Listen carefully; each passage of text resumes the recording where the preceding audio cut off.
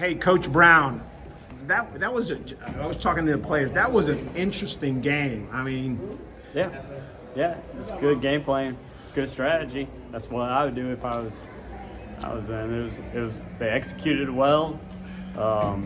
We made some adjustments at halftime, but our guys listened to the adjustments and they executed well.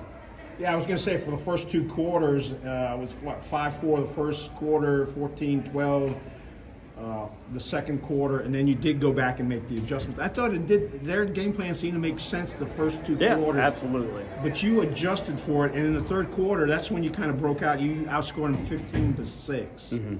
Mm-hmm. Quick question: they seem to tailor towards playing against Max and against the two big guys, and also against Keenan, but they didn't seem to plan too much for Fred. No, they did. I mean, it's just, again, we are really hard to guard.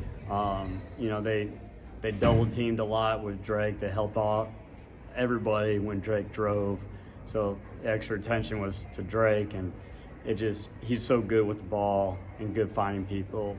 Fred was open a lot and was able to get those lanes. But again, they did a phenomenal job of executing their game plan. But again, we're just really hard to guard.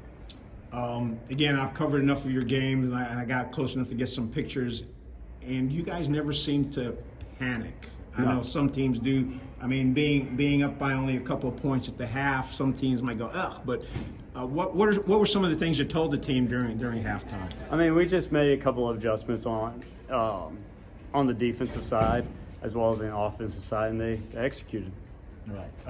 The Victor question: who gets the game ball? Fred, absolutely, Fred. Yeah, I was going to say 17 points. He kind of snuck in there, and he did some layups. Yeah.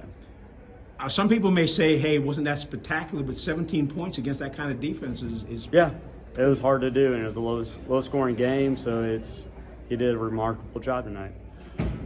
Your team also put a lot of pressure on their team. I mean, that's kind of your hallmark. Mm-hmm. Yeah. And it just works out well for you. Yeah, I mean, again, we executed our adjustments, and the guys listen, and that's why they're so fun to coach. Good. I don't know if you know the answer to this question, but why did Eastern Alamance keep playing the way they were playing in the fourth quarter? I'm not sure. That was kind of to your advantage. I'm not sure, but I mean, again, it was a really good strategy by their coach, and I think they did a great job of doing what they did. Okay. Yeah. Are other teams going to watch this and say that's how we have to play against Northwood? I don't know, but I mean, we have a good enough coaching staff that we'll make adjustments on our end. So if something like that does happen, we'll know what to do. You'll be prepared. Yeah. Well, the other thing too is, are there a lot of teams that would be able to execute that? Yeah, I think so. But I mean, I think Eastern did. I mean, they had really good ball handlers. They were really patient. Obviously, it seemed like they had practiced at it a lot and really drilled it. So I mean, they did a remarkable job. Well, I know one of the refs commented that he appreciated the slowness of the game because he didn't have to run up and down the court as much. But we're not going to name who that ref is. I had Cam down for 4. Griffin had a 3-point shot. Keenan had a few free throws. He came up with 4. Drake had 9, and Max had 6. So again, as usual, you kind of spread the points around.